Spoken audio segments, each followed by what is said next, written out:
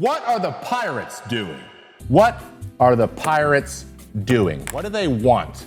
Who are they? How are they? When are they? Those are the questions we are going to try to ask and answer today. As I just mentioned, Derek Shelton, manager of 5+ years, was relieved of his duties. I believe Don Kelly's taken over for him, which ex-player.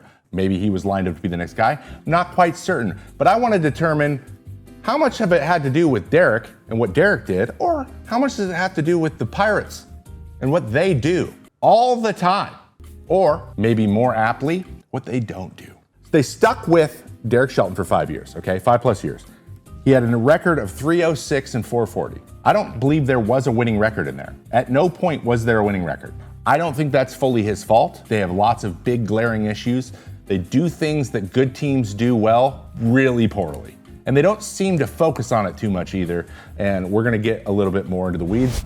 Managers have varying amount of influence on wins or losses, depending on the organization, okay?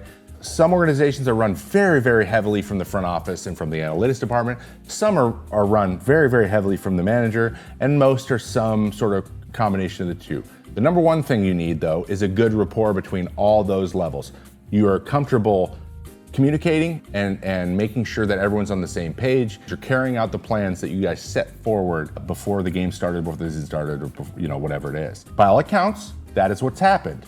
Unfortunately, in that chain of command, he is at the bottom. So if someone needs to take a fall, someone needs to be the martyr, it's usually the manager. And in this case, it's Derek Shelton. And that's the only way I read this. So what's the plan? Here's what I think the plan is for the Pittsburgh Pirates. Here's what I think the Pittsburgh Pirates exist for under their current ownership. And that is just to make a good, solid, consistent amount of money for Bob Nutting. It's a good investment. That's it. That's all that's happening here. And I'll tell you why. This is Bob Nutting. Yes, that is what he looks like. Bob comes from a family of newspaper owners. His great-grandfather bought a newspaper organization in 1890, and it's been in the Nutting family since. If you guys want to talk about inherited wealth, holy McMoly. Their normal business practices are to own smaller publications, local publications like newspapers and magazines. They've actually come under flack for not investing in those businesses because what they want is to get it to profitability and then just sit it and just make sure they're getting profits. There's some people that are obsessed with scaling. That is not Bob's MO. That's not the way that him and his family operate business. So it makes sense that going and investing into their baseball team isn't really something they're good at because they don't really do that in any of their other business. It's all about acquisitions and then adding that to the income stream.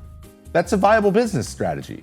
It just isn't very good for sports. Like, it's not very fun for the fans to have a sports team treated that way. So let's go over some statistics in the Bob Nutting era. Bob Nutting took over this team as the principal owner in 2008. Since he took over, the team is 1,306 and 1,632, good for a .445 winning percentage. That's about the same as Derek Shelton's. So the same thing keeps on happening. Even though they've been mostly objectively bad, with the exception of 2013 to 2015, I believe, the prime McCutchen years, they have not made the playoffs or really been near it. In those 17 years, with the general not very great play, they've only changed GMs once. They've had one new GM in 17 years of losing. Does that tell you that not losing is a priority? No, I think it's just comfortability. I like loyalty. Loyalty's great. I feel good for those guys that they're not worried about losing their jobs all the time. At least that's one positive thing. But the fan base deserves some winning sometimes, or some, I don't know, show that you're willing to make some decisions and make some changes here. They're not willing to change what they're doing. It's about doing the same thing over and over again and keeping the status quo and just shuffling people around. Other teams do this as well. Colorado Rockies are one. Dick Monfort says, hey, we need to be better, whatever, but he just keeps hiring the same kind of 5 people and shuffling them in circles. I'm happy for them, but sometimes you got to bring in outside perspectives in order to get better. You just do. Talked a lot about Jerry Reinsdorf last year with the Chicago White Sox. It's a different way where he thinks he knows everything. He wants to have input when he just doesn't understand how to build winners anymore. That's okay, but that's when you defer. These teams that have struggled to change their process or bring in any outsiders to give any sort of outside information are struggling. The team that's probably resisted the longest is the Cardinals. But the Cardinals now brought in Kyle Bloom and have tasked him to be the GM in the future too. So they're slowly making changes. If you want to be successful, you have to take a couple shots once in a while. These are the top 5 free agent contracts that Bob Nutting has ever given the go-ahead. The most they've ever paid a free agent. This is an extension. This is someone coming from another team to their team. The most they've ever paid any free agent is 3 years, $39 million to Francisco Liriano in 2014. That was 11 years ago. Second is Ivan Nova, 3-year, $26 million. Russell Martin is the third highest, 2 years, $17 million. Carlos Santana from a couple years ago in 2022, 1 year, $6.725. And Andrew Heaney is the 5th highest of all time this year with a 1 year, $5 million. Are you serious? You have to sign a free agent. You have to. Anyone. Like someone. 3-year, $39 million. Are you kidding? That is ridiculous. So, number one problem with Bob Nutting. Like free agency is literally off the table. Like they're like, no one free. No, we're not gonna do it at all. No, I don't want it. Bob Nutting and free agency is one big issue. You know what the second big issue is? They don't trade very good. Here's a bunch of trades they have done in the Nutting area. You tell me if they've gone well.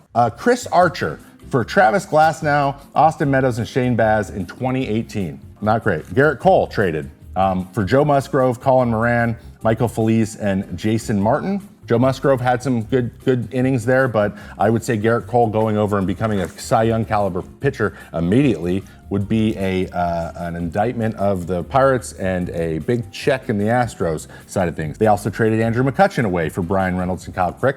I would say this one's okay. Brian Reynolds is now their highest paid player. And they have McCutchen back. So this one worked out okay. Jason Bay was traded in 2008 for Andy LaRoche, Brandon Moss, Craig Hansen, and Brian Morris. Okay? And Nate McLouth in 2009 for Charlie Morton, Jeff Locke, and Gorky Hernandez. Other than that, nothing. So, not great at making trades, and they've had 2 GMs this whole time. So it's the same guys making the decisions.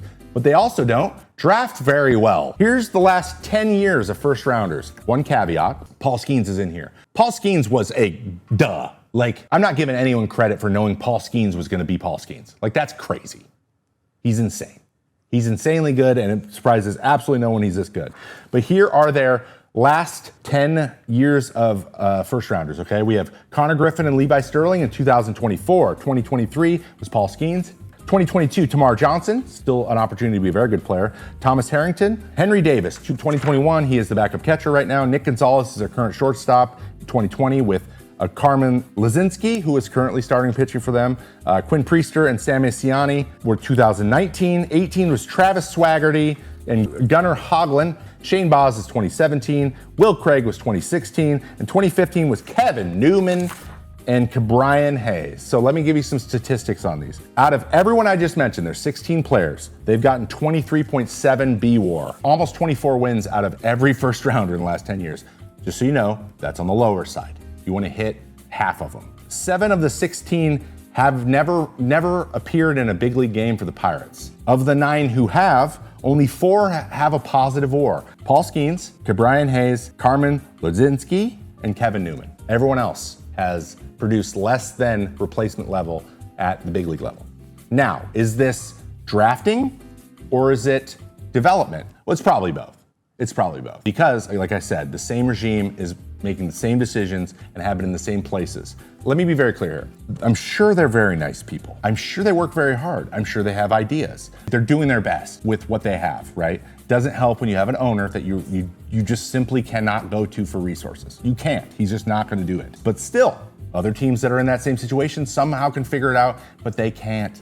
And sometimes maybe you just got to go hire some analytics people for a lot less money than players are. If you don't want to spend money on players, you have to spend money on staff. It's just the way that it is. They just don't do it. So unfortunately, Pirates fans, nothing is going to change until Bob Nutting stops treating the Pittsburgh Pirates like one of his newspapers. But he's a billionaire and his family's been very wealthy for over 120 years.